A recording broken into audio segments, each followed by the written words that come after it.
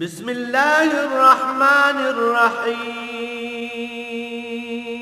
الرحمن علم القرآن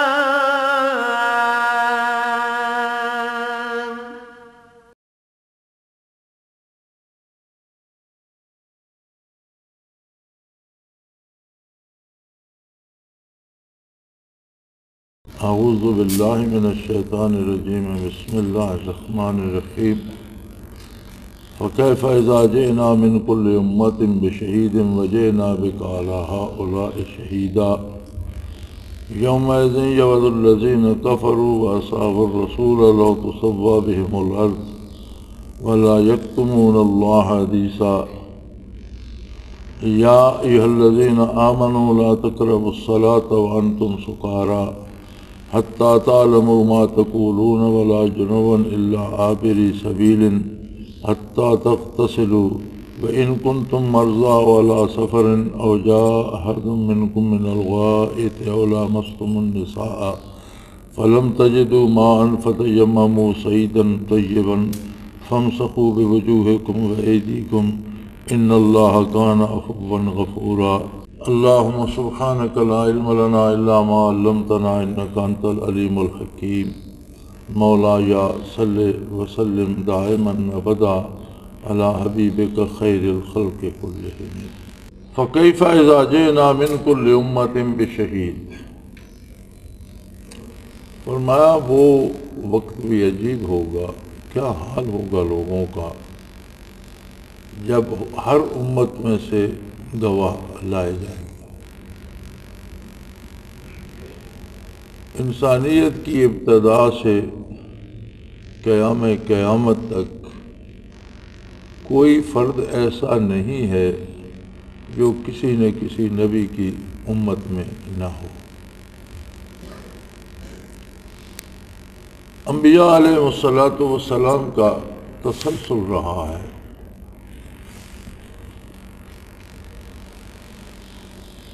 اور جب بھی نور نبوت یا تعلیمات نبوت کبھی دنیا سے ختم ہوئی، اللہ کریم نے نیا نبی مبعوث فرما دیا، اور ایک وقت میں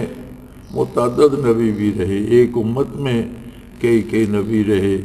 پھر مختلف علاقوں میں، مختلف قوموں میں، مختلف امتوں میں، یعنی انسانیت کی کوئی جماعت، کوئی طبقہ،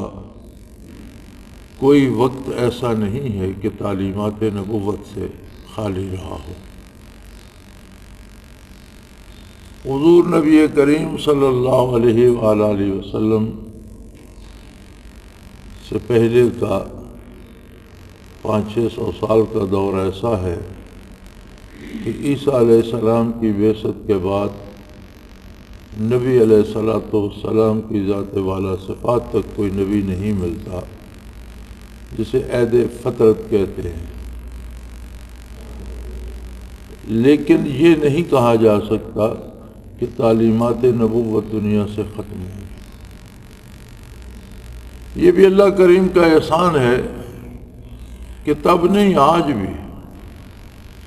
اگر کوئی فرد کسی ایسی جگہ پر ہے جہاں ساری زندگی اس تک تعلیمات نبوت نہیں پہنچتی، تو اس کے لیے اللہ کریم نے آسانیاں فرما دی ہیں کہ وہ شب و روز کی آمد و رفت، موسموں کے تغیر و تبدل، اور اللہ کی کائنات کو دیکھ کر یہ اندازہ کر لے کہ کوئی اس کا بنانے والا بھی ہے، اور جو بنانے والا ہے وہ اس کو چلانے والا بھی ہے، کہ اتنا بڑا نظام ہے جو بغیر چلانے والے کے چل نہیں سکتا، اور وہ ہر چیز پہ قادر ہے، تو وہ مسلمان شمار ہوگا، اور اس کا یہی اسلام ہے۔ یہ آج بھی ہے جہاں کسی تک ساری زندگی تعلیمات نہ پہنچیں، اور عہد فطرت میں بھی یہی معیار رہا، لیکن ہر فرد تک نہ پہنچنا ایک الگ بات ہے، اور دنیا سے نابود ہو جانا دوسری بات۔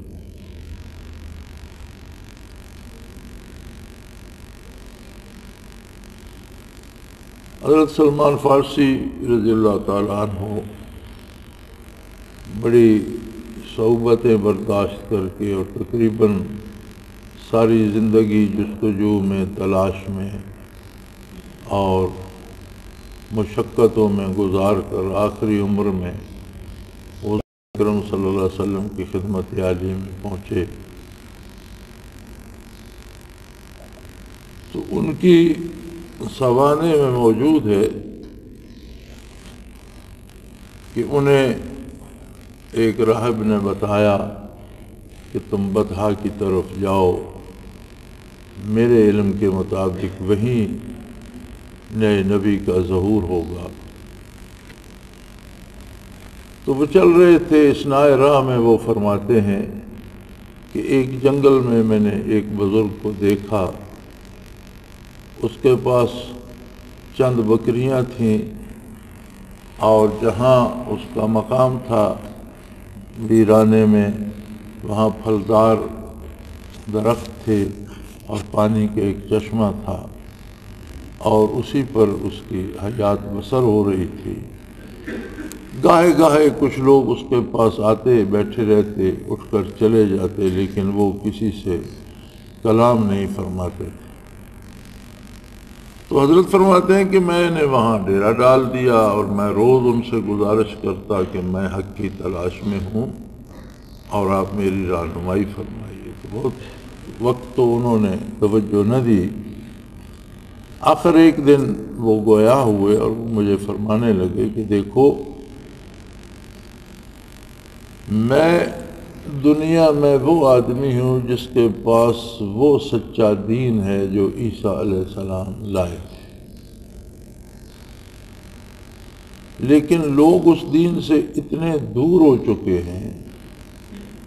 کہ اب اگر میں اس دین کی بات کروں تو یہ مجھے بے دین کہہ کر قتل کر دیں گے۔ لوگوں نے رسومات کو،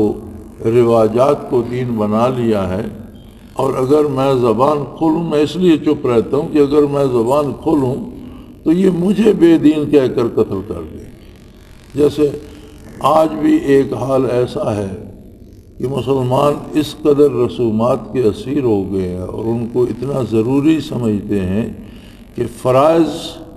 پنجگانہ کی اتنی پابندی نہیں کریں گے، روزہ نہیں رکھیں گے، لیکن وہ رسومات ضرور ادا کریں گے۔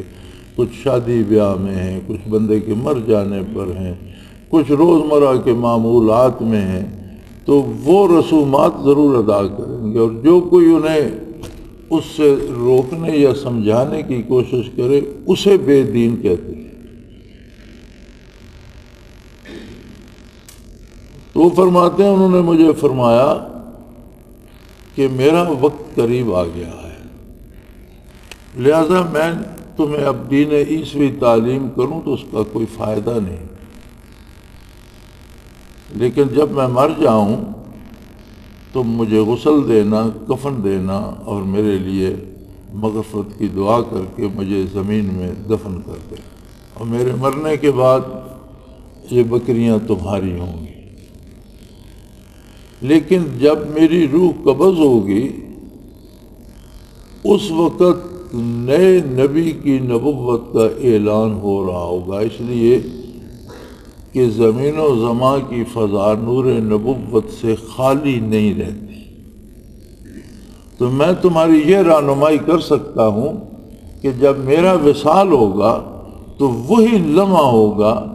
جب نئے نبی کی نبوت کا اعلان ہو رہا ہوگا اور وہ نبی مبعوث ہو جائیں گے، تو تم اس طرف سفر جاری رکھنا۔ ان کا وصال ہو گیا،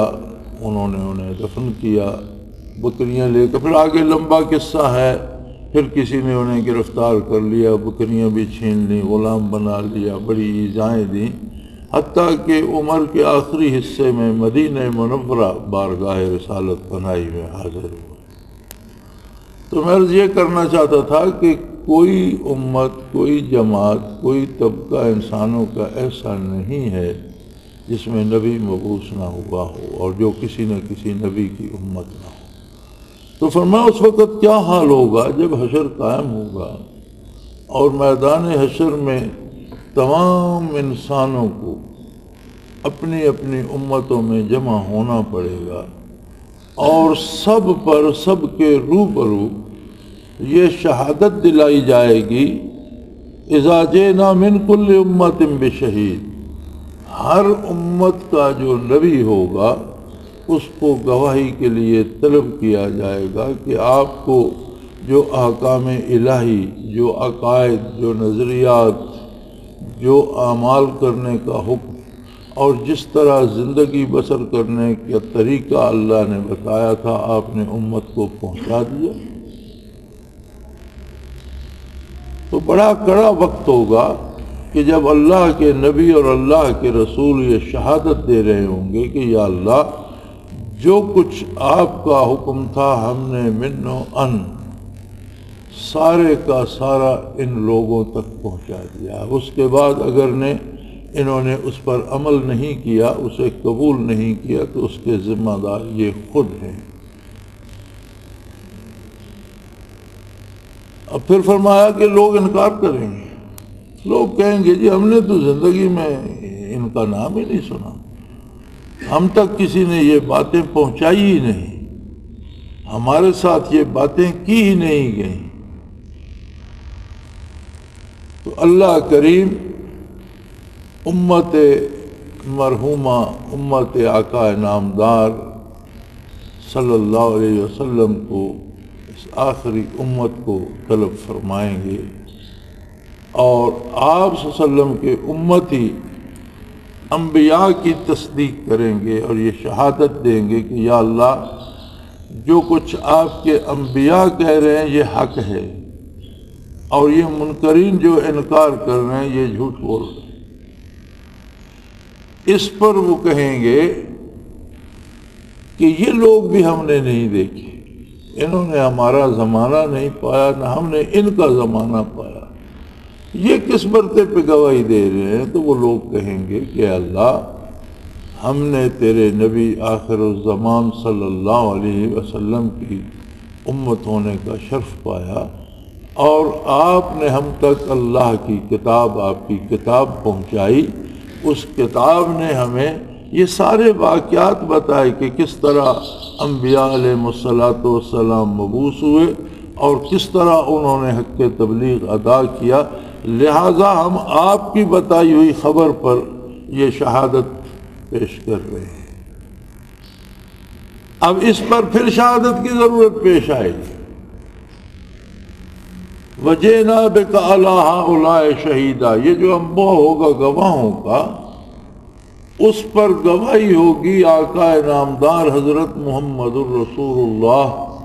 صلی اللہ علیہ وآلہ وسلم کی، اور آپ قبول فرمائیں گے، آپ کی شہادت یہ ہوگی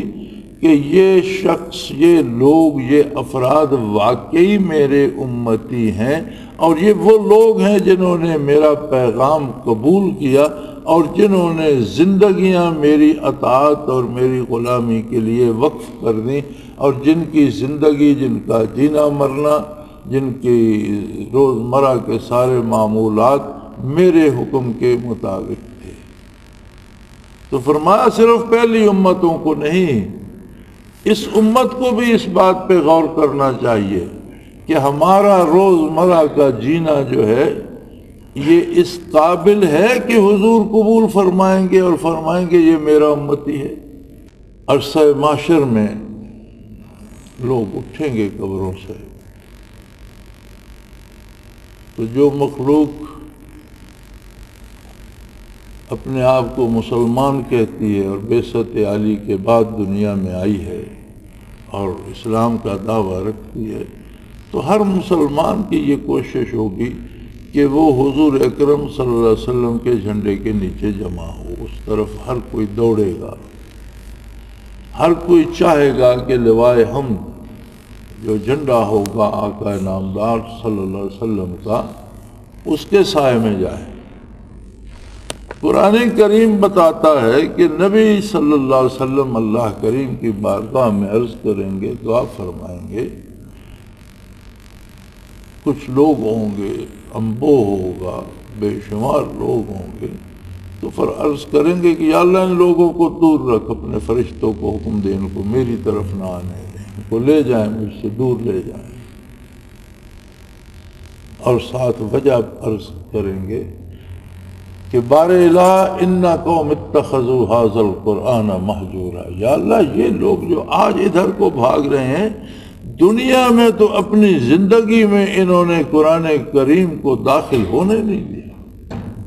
ان کا کردار قرآن کے خلاف تھا، ان کے معمولات اللہ کے حکم کے خلاف تھے، انہوں نے اللہ کی کتاب کو ماننے کا حق ادا نہیں کیا، لہذا انہیں حق نہیں پہنچتا کہ میری بارگاہ میں حاضر ہوں۔ تو اللہ کریم فرما رہے ہیں کہ اس وقت کو یاد کرو، تم ہی لوگوں میں کچھ خوش نصیب وہ ہوں گے جو سچے ایماندار اور حضور کی غلامی میں زندگی بسر کر کے سرخرو ہوں گے، اور جو دوسرے منکرین پر گواہ ہوں گے، اور جن پر حضور نبی کریم صلی اللہ علیہ وسلم شہادت دیں گے، جنہیں حضور اپنائیں گے کہ یا اللہ یہ میرے ہیں۔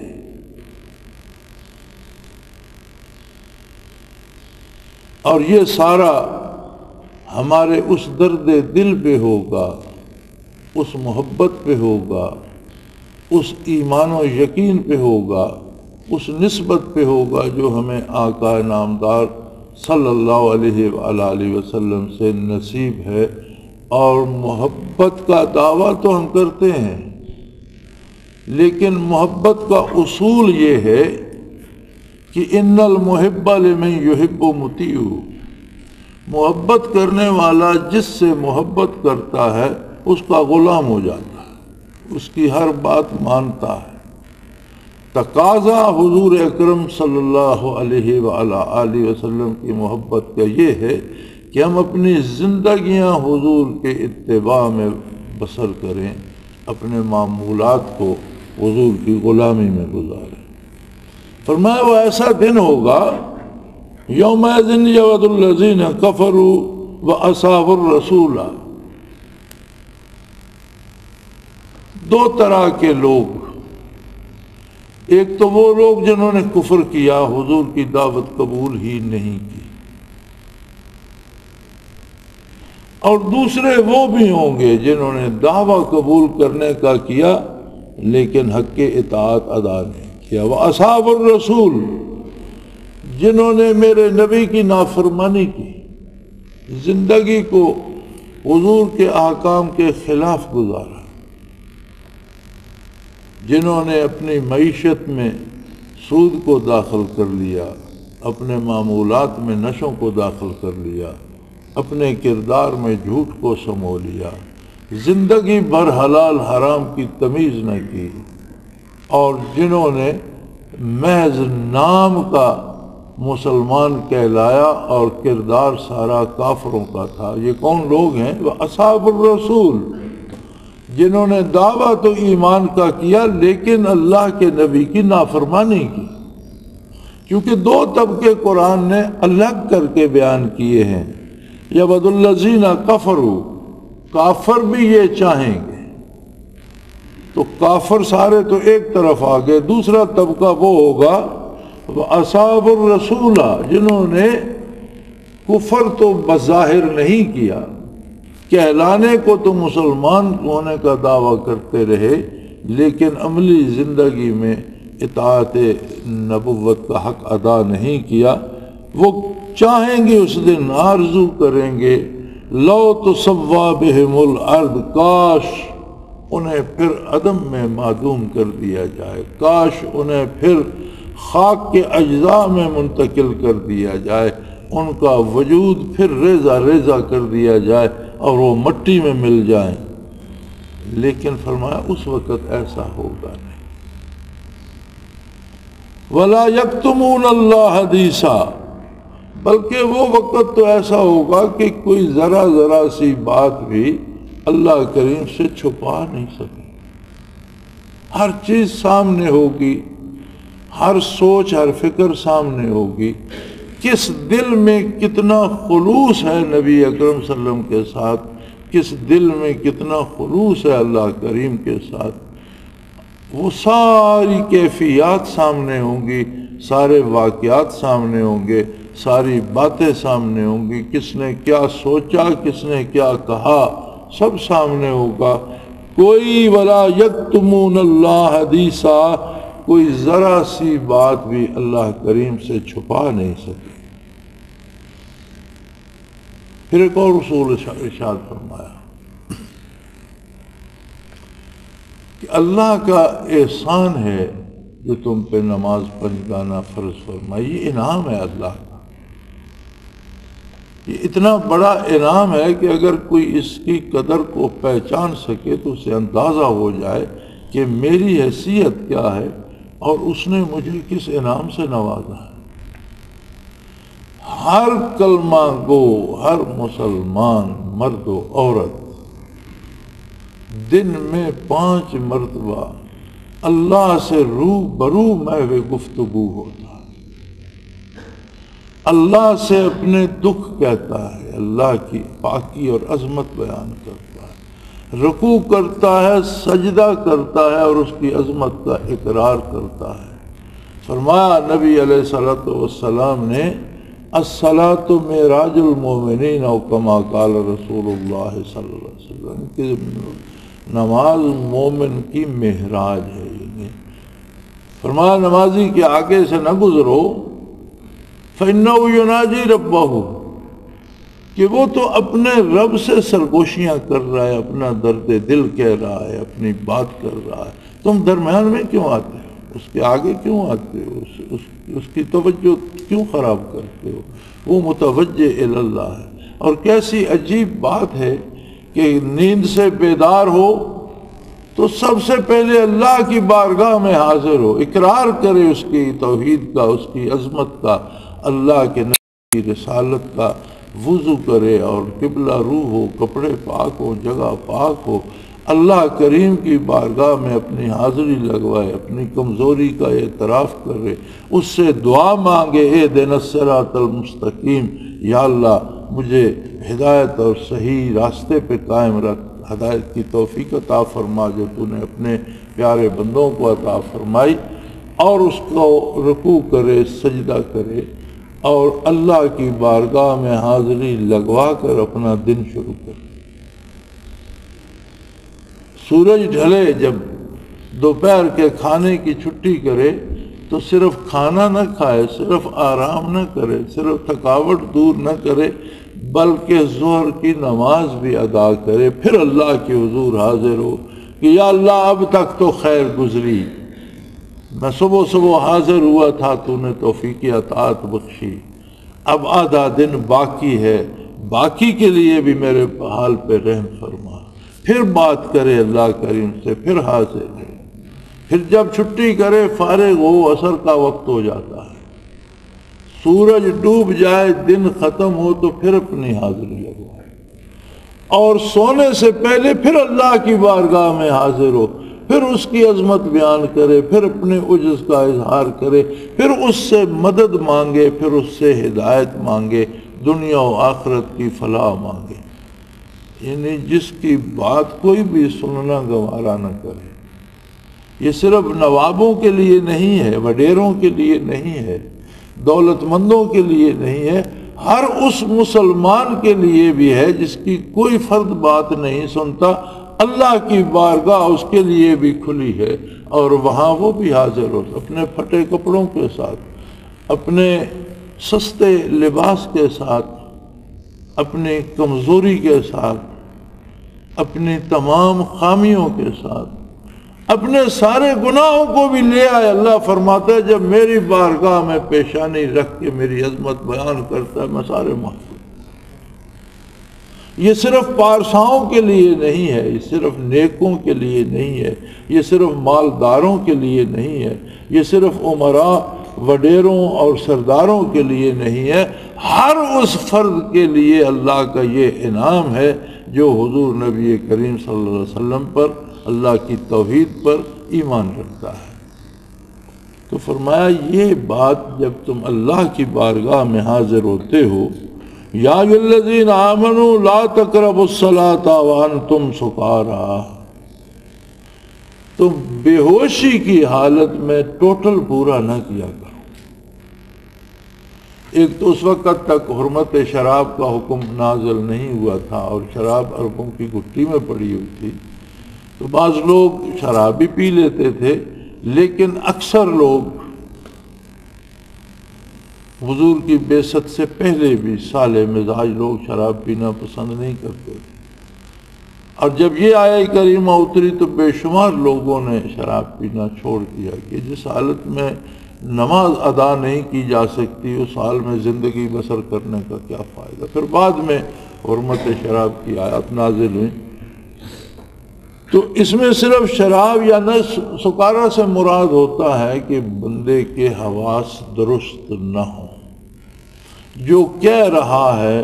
زبان سے اس کا مفہوم سمجھ نہ رہا، جو بات کر رہا ہے اس کا کیا معنی ہے خود اسے سمجھ نہ آ رہی ہو کہ میں کیا کہہ رہا ہوں، تو اس حالت میں نماز ادا نہ کرے، نماز معاف نہیں ہو جائے گی، اسے قضا کرنی پڑے گی۔ تو اس میں کسی کو بیماری ہے، غنودگی ہے، نیند آ رہی ہے، وہ لفظ ادا کر رہا ہے اور سمجھ نہیں سکتا، کوئی بیمار ہے، ایسی تکلیف ہے کہ اسے الفاظ، تو یہ سارے حالات کسی صورت میں بھی اگر جو کچھ زبان سے کہہ رہا ہے اس کا مفہوم اس کی اپنی سمجھ میں نہیں آ رہا، تو اس حال میں نماز ادا نہ کرے۔ حَتَّى تَعْلَمُوا مَا تَقُولُونَ، نماز اس حال میں ادا کرو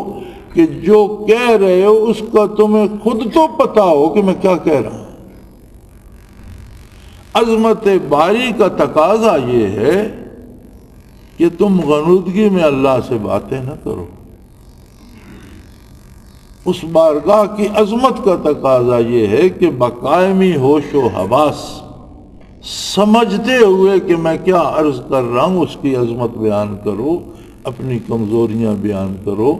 اپنے دکھ سکھ کی بات کرو، اپنی ہدایت طلب کرو،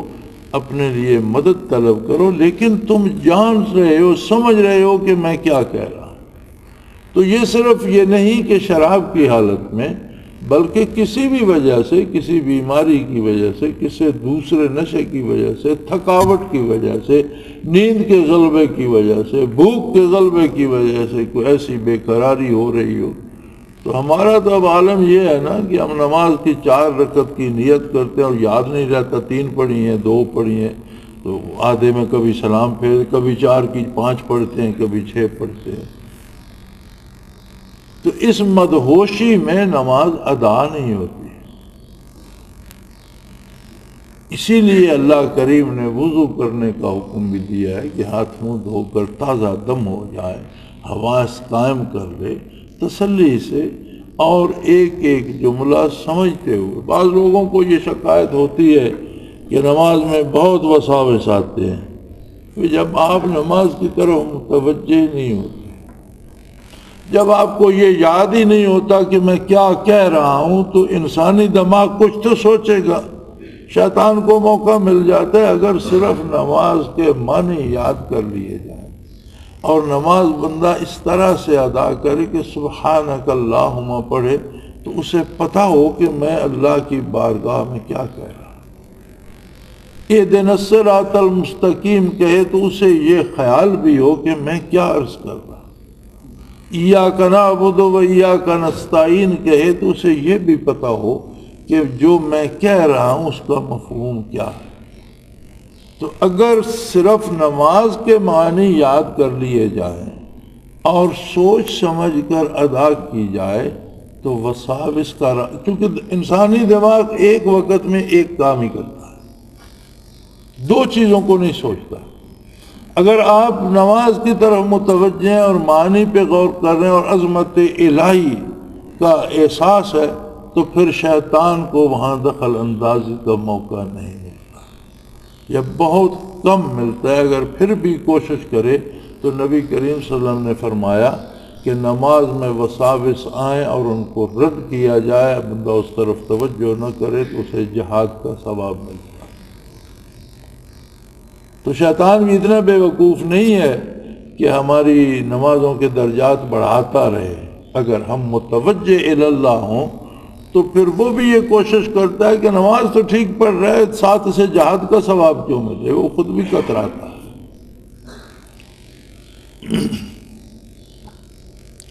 ولا جنباً، کسی پر غسل جنابت فرض ہو تو نماز بغیر غسل کے ادا کیے نہ پڑے. الا عابری سبیل حتی تغتسلوا، یا مسافر ہو اور اس کے پاس اہتمام نہ ہو تو پھر کیا کرے؟ فرمایا جب تک غسل نہ کرے حالت ناپاکی میں نماز ادا نہ کرے. وَإِن كُنتُم مَرْضَىٰ، اگر تم بیمار ہو، او علی سفر، یا سفر میں ہو، او جاء احد منکم من الغائط، اور کوئی تم سے غسل خانے سے ہو کر آیا، رفع حاجت کر کے آیا ہے. او لامستم النساء، یا تم اپنی زوجہ کے ساتھ رہے ہو. فلم تجدوا ماء، اور تمہیں پانی نہیں مل رہا. فتیمموا صعیدا طیبا، تو تیمم کر لو جو پاک بھی ہے اور مبارک بھی ہے. ایک سفر میں حضرت عائشہ صدیقہ رضی اللہ تعالی عنہ حضور نبی کریم صلی اللہ علیہ وسلم کے ہمراہ تھیں، اور کسی جگہ حضور نے قیام فرمایا دوپہر کا، تو مائی صاحبہ کا ہار تھا وہ گر گیا، اور عجیب اتفاق یہ ہوا کہ وہ ہار گرا اور اوپر وہی سواری کا اونٹ بیٹھ گیا جس پر آپ سوار تھے. اب حضور صلی اللہ علیہ وسلم نے آرام فرمایا تو انہوں نے مائی صاحبہ کی گود میں سر مبارک رکھا اور سو گئے. حضور آرام فرمانے لگے، کیا اللہ فرمایا حضور نے. ادھر جب دن ڈھل گیا، نماز کا وقت ہو گیا، تو پانی نہ تو اتنا لشکر کے پاس تھا کہ لوگ وضو کرتے، اور نہ کہیں قریب پانی دستیاب. تو ایک شور بن گیا پورے لشکر میں کہ پانی نہیں مل رہا، نماز کا وقت ہو رہا ہے. سیدنا ابو بکر صدیق رضی اللہ عنہ ہمراہ تھے. آپ خیمہ نبوی میں تشریف لے گئے، آپ نے دیکھا حضور آرام فرما ہیں، مائی صاحبہ گود میں. تو آپ چپکے مائی صاحبہ سے جھگڑنے لگے کہ تم روز ایک نئی مصیبت کھڑی کر دیتی ہو، اب سارا لشکر پریشان ہے اور حضور آرام فرما رہے ہیں، نماز کے وقت حضور بھی اٹھ جائیں گے تو ہوگا کیا، نماز کیسے پڑھیں گے، پانی مل نہیں رہا. تو مائی صاحبہ کی روایت ہے، وہ فرماتی ہیں کہ مجھے ڈانٹ رہے تھے لیکن سرگوشیوں میں، اور میرے ساتھ آپ جھگڑ رہے تھے، مجھے ڈانٹ رہے تھے کہ ہمیشہ تمہاری وجہ سے کوئی نہ کوئی مصیبت کھڑی ہو جاتی ہے اور تم خیال نہیں کرتی ہو. تو وہ تمہارا ہار گم نہ ہوتا، حضور یہاں اتنی دیر نہ رکتے تو پانی پر پہنچ جاتے. اب نماز کا کیا، تمہاری وجہ سے تمام لشکر کی نماز ضائع ہوگی. اس طرح کر رہے تھے کہ حضور صلی اللہ علیہ وسلم کی آنکھ مبارک کھل گئی، یا اسی نیند کی حالت میں وحی کی کیفیت طاری ہو. تو جب آپ صلی اللہ علیہ وسلم اس وحی کی کیفیت سے فارغ ہوئے تو یہ آیہ مبارکہ آپ نے تلاوت فرمائی. یہ آیہ تیمم اس وقت نازل ہوئی، اور لوگوں نے کہا کہ آل ابو بکر تمہارے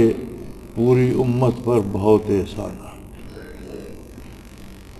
پہلے کسی امت کو تیمم کی سعادت نصیب نہیں ہوئی. اور انہوں نے فرمایا کہ یہ حضرت عائشہ رضی اللہ تعالی عنہا کو اللہ نے اس کا سبب بنا دیا، اور پوری امت کو ایک بہت بڑی سہولت، ایک بہت بڑا انعام عطا ہو گیا.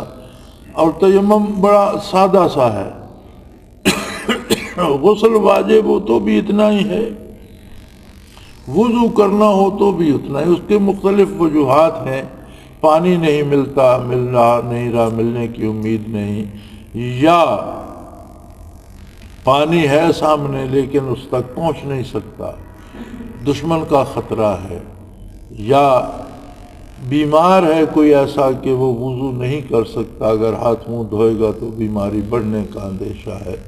تو یہ سب مختلف حالتیں ہیں جن میں تیمم کی اجازت ہے۔ تو فرمایا ایک دفعہ اس طرح ہاتھ لگائے زمین پر اور وہ منہ پر پھیر لے، دوسری دفعہ پھر سے ہاتھ زمین پہ لگائے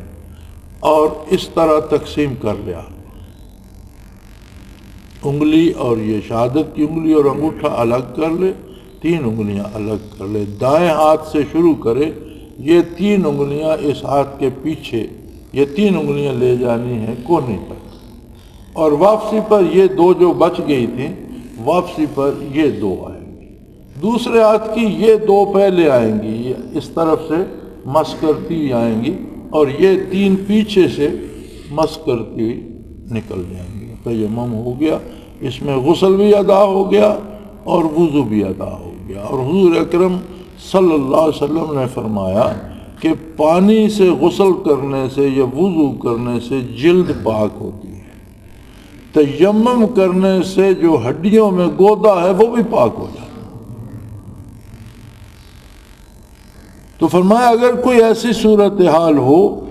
کہ پانی تک رسائی نہ ہو یا مرض مانے ہو یا کوئی تکلیف دے یا دشمن یا کموزی جانور مانے ہو تو فتیمموا صعیدا طیبا، ہاں زمین پر جب ہاتھ مارے تو ہو سکتا ہے ان کے ساتھ مٹی زیادہ لگ جائے تو اس طرح نہ جھاڑے، اگر جھاڑنی پڑے تو ہاتھوں کو اس طرح کر کے فالتو مٹی جھاڑی جا سکتی ہے، چونکہ یہ تیمم کے لیے بچانے، یہ پھر دیکھ لیں یہ 3 انگلیاں اور 2 تقسیم کر لینی ہے، تیمم کرنا پڑے تو یہ پیچھے سے یہ 3 انگلیاں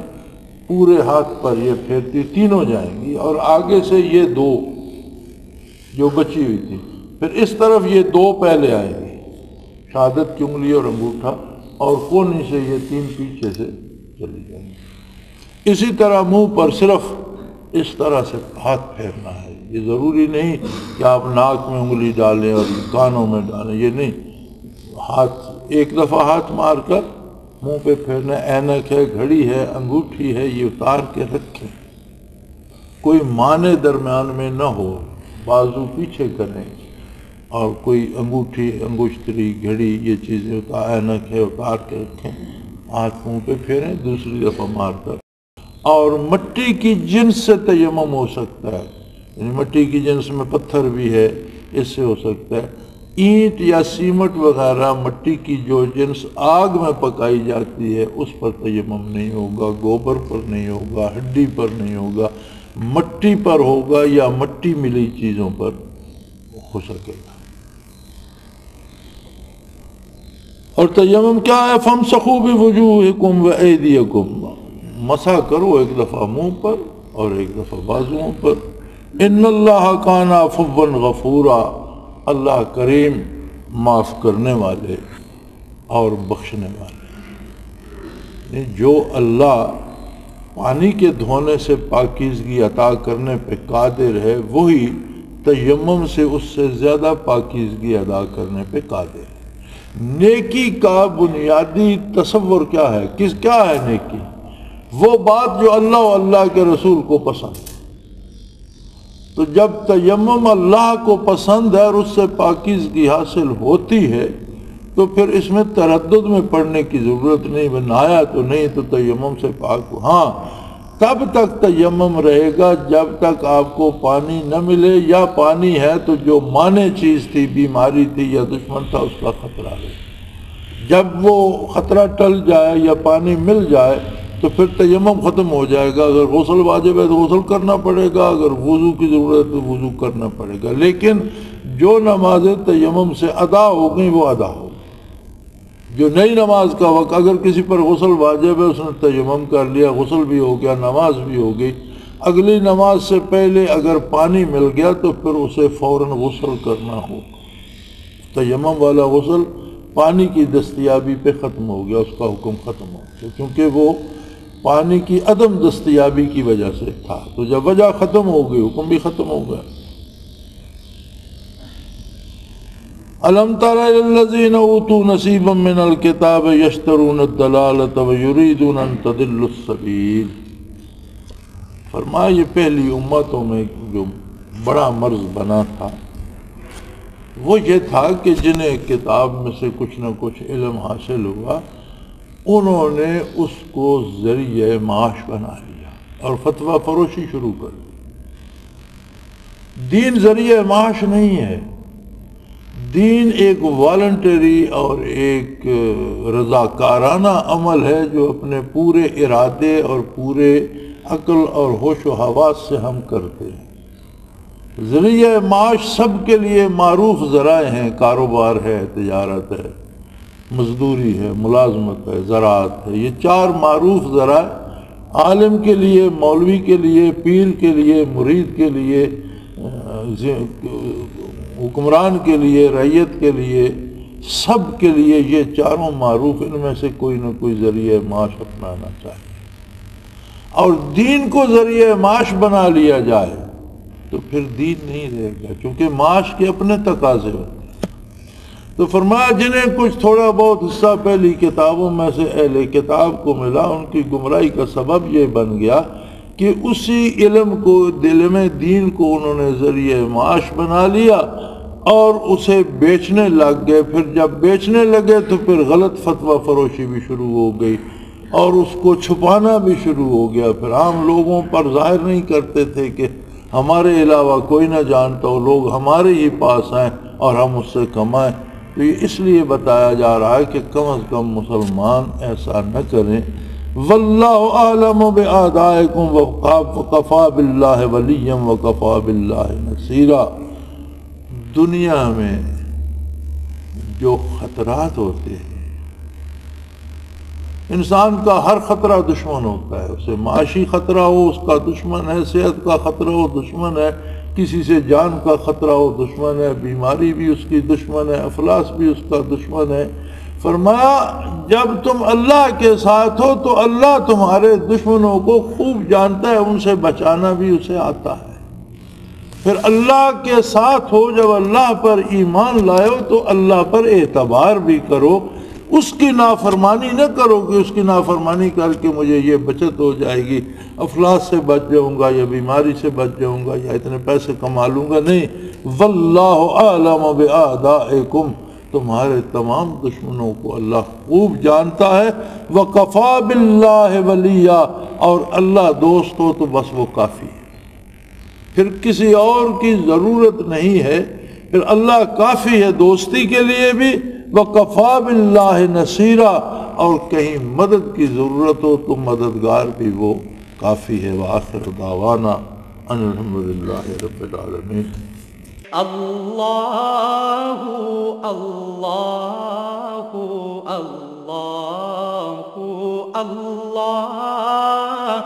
اللہ اللہ اللہ اللہ.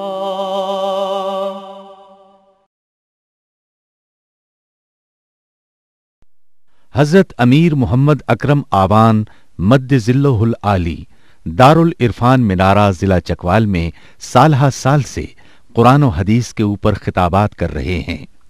اور سلسلہ نقشبندیہ اویسیہ کے مطابق لوگوں کو ذکر الہی کی تربیت دے رہے ہیں.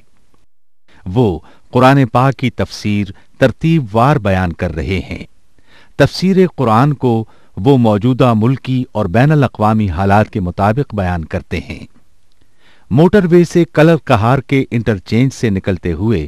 کلر کہار کی جھیل سے ہوتے ہوئے میانی، بوچھال اور نورپور سے گزرتے ہوئے دارالعرفان منارہ پہنچ سکتے ہیں.